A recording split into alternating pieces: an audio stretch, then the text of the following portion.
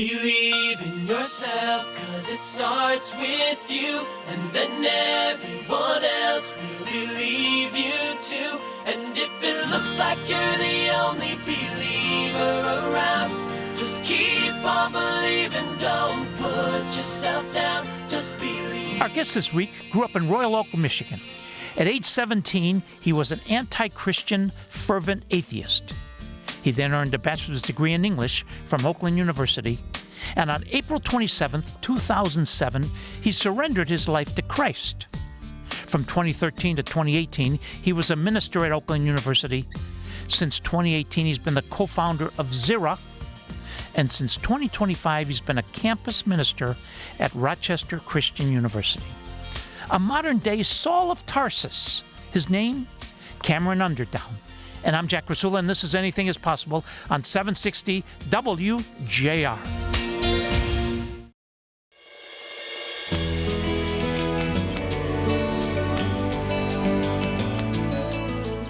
I'm Jack Krasula, this is Anything is Possible, and we're talking to Cameron Underdown, a modern-day Saul of Tarsus. Cameron, welcome, an honor to have you. That's my pleasure, Jack. So honored to be here and grateful to be able to share with you today and talk a little bit about what we're going to talk about. Please lead us in an opening prayer. Would love to.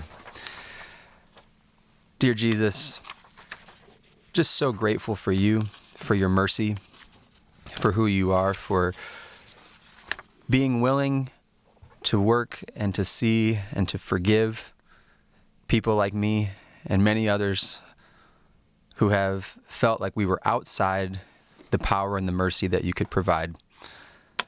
And so, Jesus, for anyone listening today who thinks they're too far away from you, I hope that they can know by the end that there is no such thing. We love you, and we praise you, and we thank you. Amen. Thanks, Cam. Let's go back. Growing up, Royal Oak, your childhood, your mom and your dad, please. Yes, so I did. I grew up in Royal Oak. It was honestly a great space, a great neighborhood, but my mom and my dad, two really brilliant and wonderful people in their own regards, yet I have to say there were some challenges. My mom was an art teacher at the College for Creative Studies for many, many years. My dad, right down the street. I spent a lot of my formative youth there. Even took a few classes there myself. So shout out to CCS as well. And my dad, he worked in software sales, still does. Genial, loved being out in the community, and yet, in our home, I would say that faith was not a priority. And there were some other things going on too. Unfortunately, my mom had gotten into a really terrible car accident when I was about 4 or 5 years old. My dad was trying to start a new business, and their marriage was under strain. God was not really a part of our household, and as a result, for me, some of my earliest memories were about trying to solve this puzzle of the difficulty in my home and some of the difficult aspects of what was going on a day-to-day basis. All right, you go to Shrine at 12 Mile and Woodward for Yes. grade school, then high school. You're 15 years old. So you've been at Shrine for 9-10 years. What was your reputation at that point? Well, let me take you back even to how I got to Shrine, because that was an interesting story in and of itself. My mother was not too keen on the kindergarten teacher at the elementary school down the street that my older sister had gone to. And she decided to send me to Shrine just for kindergarten, right? Maybe had some issues with the church as a whole, but it'll be enough to get him into first grade. I took to the school like a fish to water, really. I think it was partially the structure, the discipline, different aspects of what was going on there I enjoyed. And so for those first 10 years at Shrine, I was thought of as a scholar. I was thought of in a high regard spiritually. I would read at the masses that they would have for students, even to the point where in the third grade, I don't know if it was a teacher or someone from the rectory, called my parents and said, "You need to prepare your son for the priesthood." To which my parents, I will say respectfully, declined on the phone and came off that phone and said, "This is the most preposterous thing we've ever heard." My paraphrase, not their words exactly, but fast forward to high school. Their marriage, they divorced when I was in eighth grade, so right before freshman year. And the only way for me to go to Shrine was if there was somebody else who was going to be able to pay for it. It was just not possible for my family at the time. I wound up getting a full ride scholarship there for all 4 years. And again, highly thought of, highly regarded, had my name on a plaque when you walked in the building. 15 years old, things changed pretty dramatically. The biggest aspect of life that I was trying to figure out was, why did my parents' relationship end? Why did relationships end? I wanted to find a relationship that didn't end. It was a really key part of my journey at the time. So I was really interested. Not to say that most 15-year-old guys are not interested in young women, but not only was I interested in dating young women, I was interested in having a really serious relationship. And I met a young lady when I was 15 who kind of met me at that level. She was interested in a serious relationship too. She just happened to be an atheist. And I was really interested in her convictions. The way that she talked, the way that she was so certain, the way that she took responsibility for herself, for her life, that everything was in our hands, nothing was in God's control, really intrigued me. And like most things I do, when I became interested, I became really interested. And then when I decided, you know what, I think this is something I want too, I turned it up to an 11. So I start my sophomore year, again, highly regarded scholar, name on a plaque when I walk in the building. By the end of sophomore year, I am preaching to everyone who will listen in my Catholic school that Jesus isn't real. The fact that you all believe in him is silly. It's false. You guys are. I had a lot of words that I won't say here on the air. But anyone that I could get to corner in the lunchroom, in the hallway, I made sure to tell them exactly what I believed and what I believed about their God, which was that he wasn't real. And as a result, they were following something that, again, while being false, was maybe even dangerous for people. Whatever I could do to separate them from their faith, that's what I was interested in doing. We're talking to Cam Underdown, and I'm Jack Krasula, and this is Anything is Possible on 760 WJR.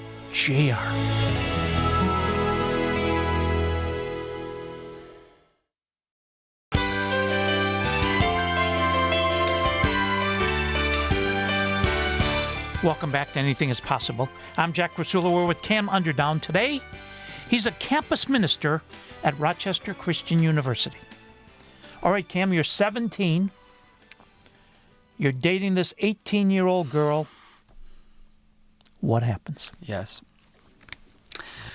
Well, the pivot away from any of the faith that I even understood or knew took me to some dark places, and one of them was essentially leaving the girl I was with, cheating on her, finding this other young lady who was interested. And I was entering senior year. She had just finished. I thought my whole world was her, right? That's how I'd left the previous relationship. I even told that young lady, look, I think I found the person that I want to marry. And everything about who I was, my entire identity was wrapped up in this new relationship. We had thrown all caution to the wind. We'd become sexually active, and I didn't have any friends. No one could tell me anything about what was true, what was good, what was helpful. And I remember there I am, end of my senior year, still a scholar, right? I've got a 33 ACT. I've got this 4.4 GPA. I've got admissions to any college that I've applied to. Write my ticket practically anywhere I want to go. And it was March. It was March of 2005, and I get a phone call from my girlfriend who was at college. And she said, look, I'm pregnant. We're pregnant. And that moment, is emblazoned into my memory. I've never felt so unsure about anything, right? As I was sharing before, I wanted to be sure of things. That's why I started targeting this atheism. At least we can be sure there's nothing. At least all the decisions come back down to me. Now we're talking about another being. Now we're talking about something that seems so far beyond my control. I did not know what to do. And I did not want to tell anyone. I didn't want to tell my parents, so I didn't. I didn't talk to a counselor. I didn't even tell a friend. The only people that knew were this young woman and myself. And what I didn't know, essentially, was one of her parents. So we made a decision. We made a plan. What we thought would be a decent plan was to go to a clinic and see what our options were. Right? Those are the things I'd heard. Those are the things I'd known about, at least, and could look up on Google at the time. I remember calling in an orthodontist appointment, a fake one, driving away from school, picking up my girlfriend at the time, and driving to a clinic. The plan was, because I was 17, so I couldn't enter without a permission slip. She could. So the plan was she would go back, she would talk to the doctor, she would find out what our options were, and then she'd come talk to me, and then we'd make a decision. We didn't have to make a decision that day. She went in, and about 20 minutes later, I'm still sitting in the waiting room, and she's not coming out. And I realized what's actually going on. And so for the next hour and a half, 2 hours, I sit in this waiting room, waiting, living and steeped in this choice, and the consequences that are unfolding before me. She comes back out of the room. You know, she's pumped full of drugs, and she's sobbing. And I remember kind of lifting her up and putting her in the backseat of the car and driving her back to her home. And now it's about 6th hour, and I don't know what to do, so I just go back to school. And I'm completely numb. I mean, for those who are listening who have been through this, whether as a man or as a woman, I think at least the people I've shared with have expressed a lot of the same, right? There's this numbness. There's this sensation that there's this finality, and you can do one of two things with it. It's you can either try to forget about it and push it as far away from your mind as possible, or you're just kind of consumed and crushed under the weight. For me, at least from that point, it was the first. I decided we're going to try to push this aside. We're going to figure this out. We're going to be okay. She was going to Oakland University, and that's where I decided to go as well, mostly to be close to her. The relationship didn't last. Sometimes you go through that degree of traumatic experience, and it's hard. It's just hard in general. It's really hard for young people, especially who didn't know. And I would meet new people, new friends, even, new potential girlfriends. But the one thing I couldn't do that nobody knew was cry. I could not cry physical tears no matter what I tried. All right, let's jump ahead 2 years. You haven't cried. Mm-hmm. It's April 27th, 2007, Cam. Man, brought right back to that day. I remember I was in my house. I was in Ferndale, Michigan, right down the street. And I was alone. I had gotten to such a dark and depressive state that even my roommates at the time had broken their lease just to get away from me. And so as I sat there, the semester over at Oakland, by myself, in my room, I picked up a book that this Christian had given me. These Christians at Oakland, at least, had found out what I believed, because I made sure, just like at Shrine, that I let them know what I believed too. And they tried to meet me. They tried to expressed to me how good God was and how good Jesus was, and I just wasn't buying it. But one of them for my birthday threw me a surprise party and then gave me a book called Mere Christianity. And I remember it was in my room by C.S. Lewis, and I was so hopeless that day, trying to figure out a solution to a problem I could not figure out, and just realizing I had no help at all. And so I picked up Mere Christianity, and I turned the pages, and I was reading the first maybe 10, and I put the book down and thought, this is a bunch of baloney. I know why I don't believe this. I don't need to be convinced about what the whole idea and the theology of Jesus is. I know what that is, and I know why I don't believe. And so, arrogant me, 19, looks up to the ceiling and says, hey, God, I don't think you're real, but if you are, I could really use some help right now. I'm not stupid. If you're real, show me. What happened next, I didn't expect. Because the last thing I thought was there was actually going to be a response or an answer. But what happened was that within about 15 seconds, I had started crying, physical tears, something I'd been previously unable to do, something I had tried to do by chopping onions and sniffing them or trying to hurt myself at different times. Nothing would make the tears fall. I say this one prayer that I don't even really believe in into the ceiling, and the next thing you know, I am sobbing. And I'm not sobbing just for a minute. I'm sobbing for 10, 15 minutes, and I keep crying out, Jesus, I'm sorry.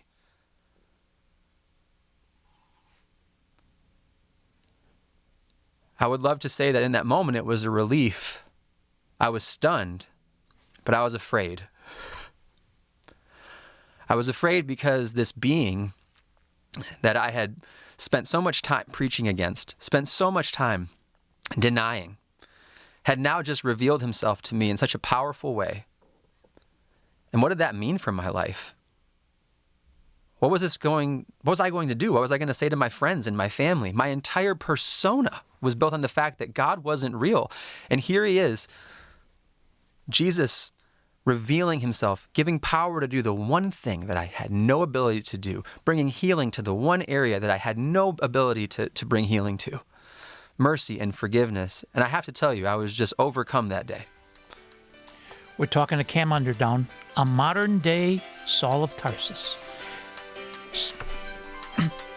When we come back, we're going to talk about the plan that God had for this atheist. And I'm Jack Krasula, and this is Anything is Possible on News Talk 760 WJR.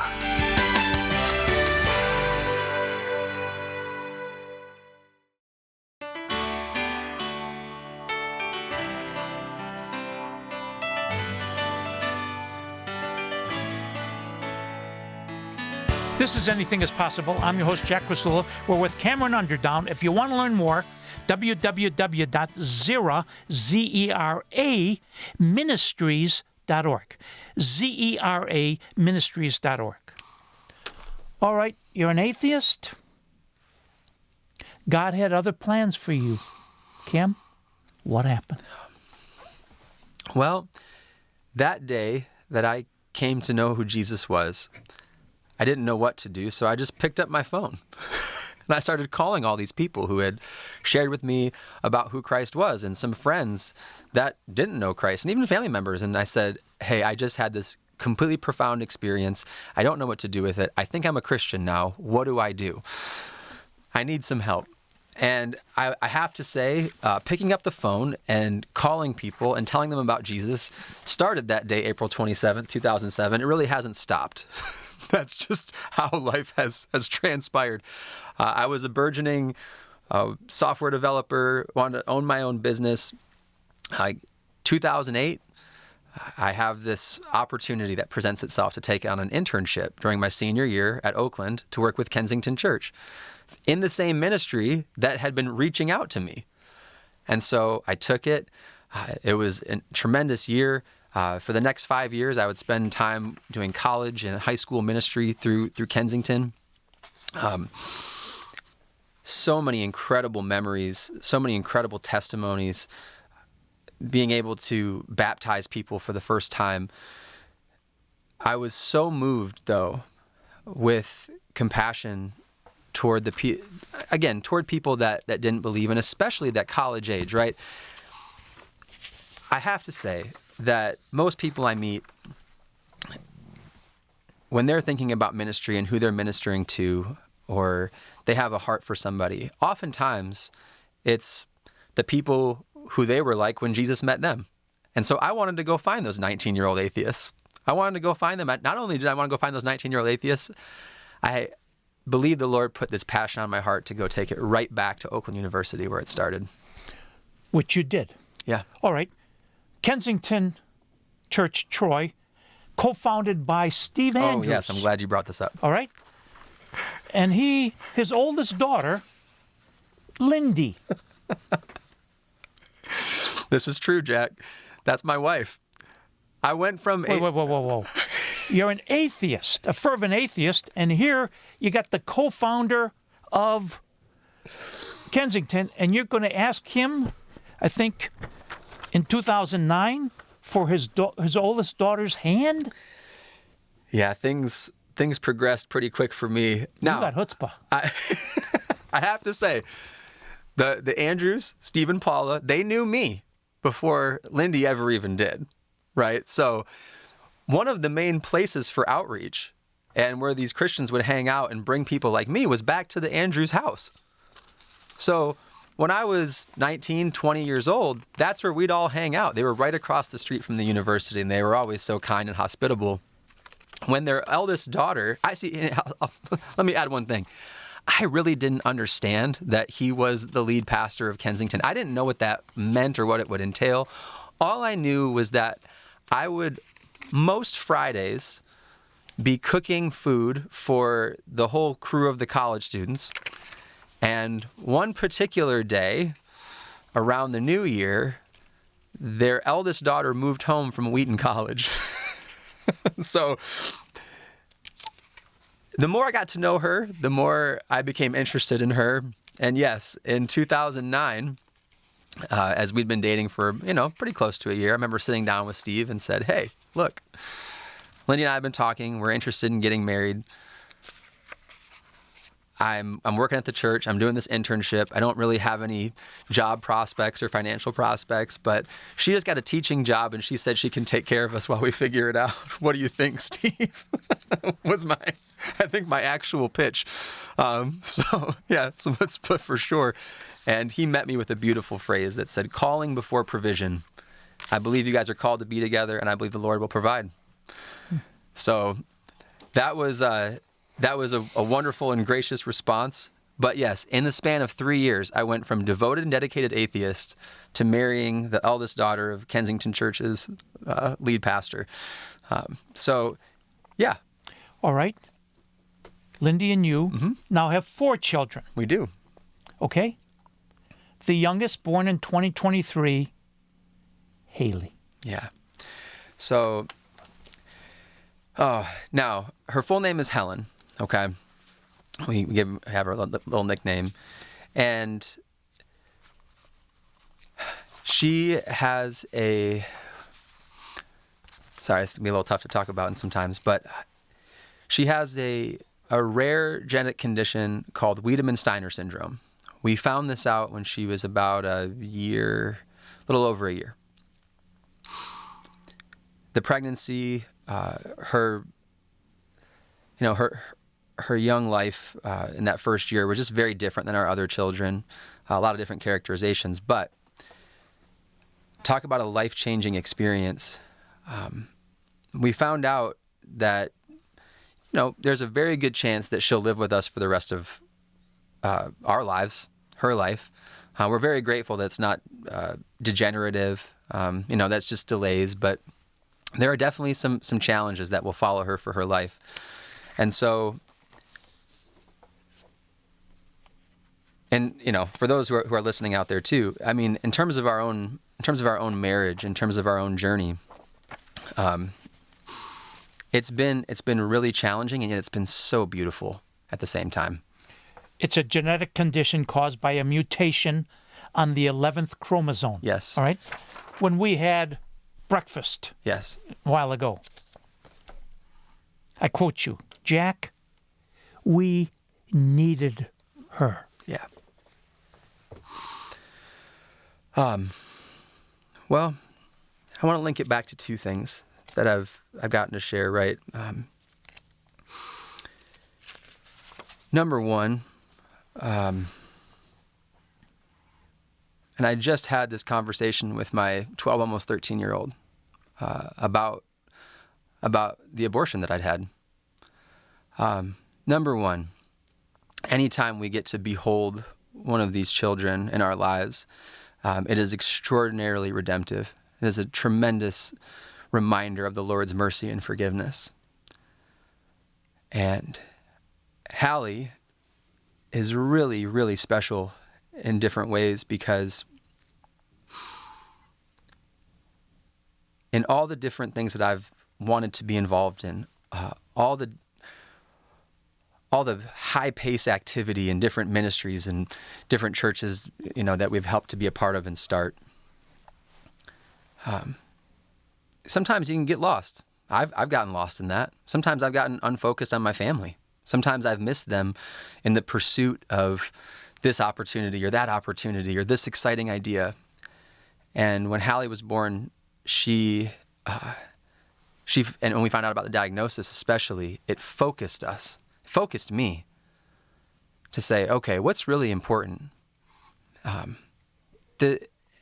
That focus for me, I think, has been a tremendous gift. It's really helped me remember who I'm called to be first, right? Yes, I'm a son of God first.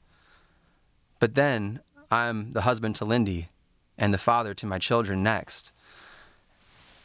And again, with my story and the desire that I have for people to know Jesus, even in the ministry realm, even doing great things that, or exciting things for Christ, I can get that out of order. And Hallie has really helped, I think, in certain ways to help reorder those priorities and things I'm working on right now.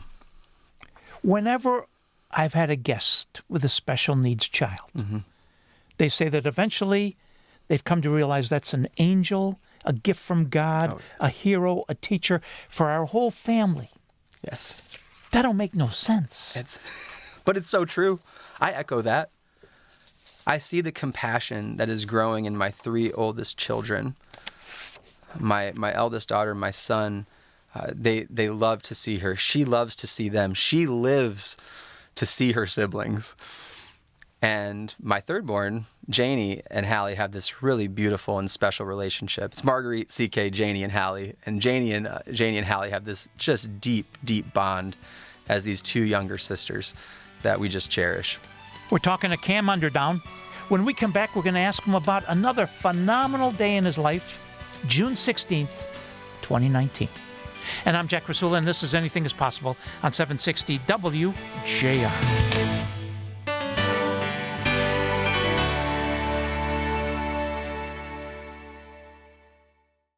You've been listening to your inspirational fireside chat, Anything is Possible, for nearly 20 years. This is Anything is Possible, and I'm Jack Krasula. But what has Jack been up to lately? Search @AIP Speaker Series and find out.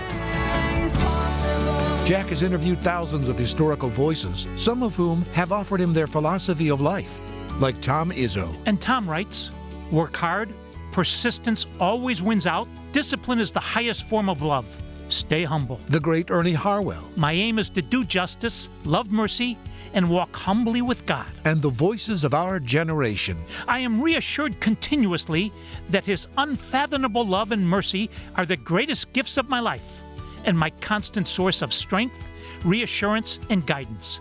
His Holiness, Pope Francis. @AIP Speaker Series is the YouTube channel where all of these jewels can be heard, including some of Anything is Possible's greatest guests. And we're with Mitch Albom. The Little Liar. It's really a book about truth and lies and the price we pay when we lie. This is Anything is Possible, and with Tom Watson. My father loved to play with the pros at the club. Developed a very quick friendship with Stan and played some golf with him. And then he would ask me to play golf with him and Stan.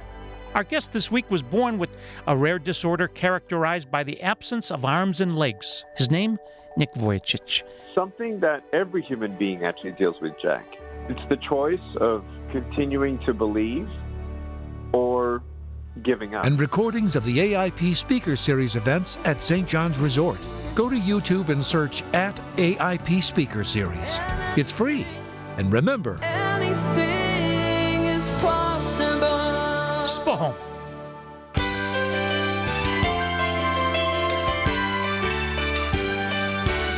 I'm Jack Krasula. This is Anything is Possible. We're talking to Cam Underdown. If you want to learn more, www.zera, Z-E-R-A, ministries.org.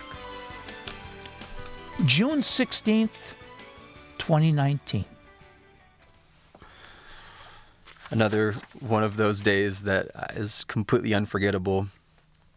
Jack, that's the day I baptized my mom. My mom and I, it was a complex relationship growing up.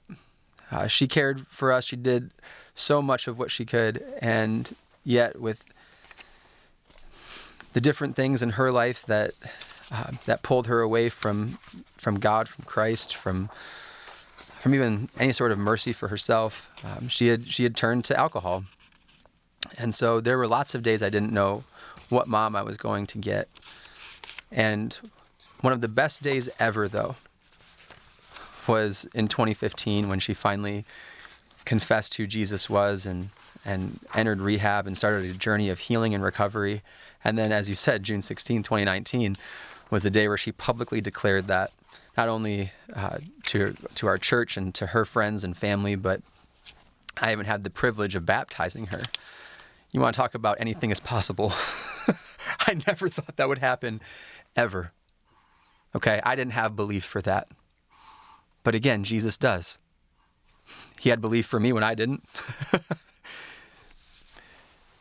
In 1959, some members of the Church of Christ started a little private Christian college in Rochester Hills, today known as Rochester Christian University. Yes. And since 2025, you've been a campus minister at RCU. Yes. Tell us about that ministry. Sure.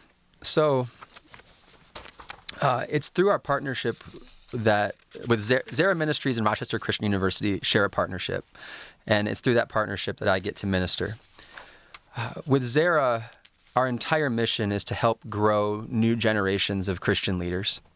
Right? We want to help grow people up in the faith and their character, their doctrine, their ministry skills, send them out to wherever God's calling them. And this partnership with RCU has just been phenomenal.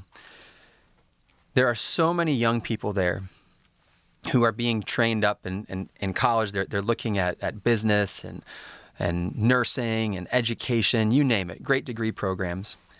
And what we get to come in and do is try to fan into flame the idea of, okay, while I may be vocationally a teacher or a nurse or a business person, or maybe even as a pastor, how am I going forth and making disciples? How am I living out the Great Commission? Who am I praying for? Who am I walking with and sharing my life in Christ with until they're ready to be baptized, until they're ready to profess their faith publicly? And not only that, how am I walking with that person until they do the same for somebody else? That's the beauty of the Great Commission. And we call it building Great Commission Christians, right? People who literally believe that. Now, if you're not familiar with the Great Commission, it's Jesus's almost his final words to his disciples before he ascends, right? He's died, he's been resurrected. We just celebrated Easter, right? There's lots of talk about Jesus raising from the dead. There he is. He's resurrected. He's resurrected in bodily form. He's appeared to his disciples, which is a story that I absolutely love. The stories where he appears to his disciples, and I'd love to share just a second on that in a moment. But he's there, and before he ascends to the Father, before he ascends to heaven, he says to his followers, he says, "Go, or as you are going, make disciples, baptizing them in the name of the Father, Son, and Holy Spirit, and teaching them everything that I've commanded with you. And surely I'll be with you to the very end of the age." Well, that's an invitation for all of us. At least that's what I believe. And for so many Christ followers, they don't see themselves in that. And to be able to be at RCU and in a position, even at a Christian university, to be able to share, hey, guys, gals, there's a great opportunity for you all throughout your life, all around you. And there's nothing more joyful and making disciples. There's a listener that says, Cam, I admire you. If I'm truthful, I'm like that apostle named Thomas, doubting Thomas. Yeah, well, we'd have some things in common, wouldn't we? Thomas is probably the biblical character. I know you say a modern-day Saul of Tarsus, and yes, have I gone from atheist to unapologetic evangelist and church planter, ministry launcher, campus minister? Absolutely. But Thomas, he and I share a special distinction, I believe, insofar as Thomas, during that time in life, because we're in the season right now, in this season after the resurrection leading up to Pentecost, where we can actually look at these scriptures and realize we're in that time. Thomas did not believe that Jesus had been resurrected. So as he gets the news, what does he say? I will not believe that he has done this unless I put my fingers in the holes of his hands and my hand in his side. And so one day as the disciples are gathered, what happens? Jesus shows up, he pops through the locked door, and he says, Thomas, come here. Put your fingers in the holes in my hands. Put your hand in my side. A mercy extended. And for those people that say, I just don't believe, you can ask Jesus even that. And he can show up in the room, that locked room, like he did for Thomas, and he can show up in the locked room like he did for me. As our time winds down together, a closing prayer, please. Yes. Jesus, for anyone who is listening, for anyone, again, who feels too far away, for anyone who doubts, like me, let them ask you what it is, what it would take.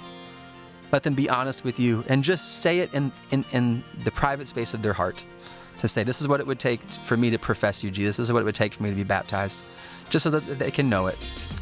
And Jesus, we thank you for this time to be together. Lead and guide all of us into your purposes and plans and your will. We love you. Amen. Cameron Underdown, you are a shining example that with God, anything is possible. Thank you. Thank you, Jack. Please join us next week. Until then, I'm Jack Krasula. Thanks for listening. Make it a great week, because with God, anything is possible. Spahom. Believe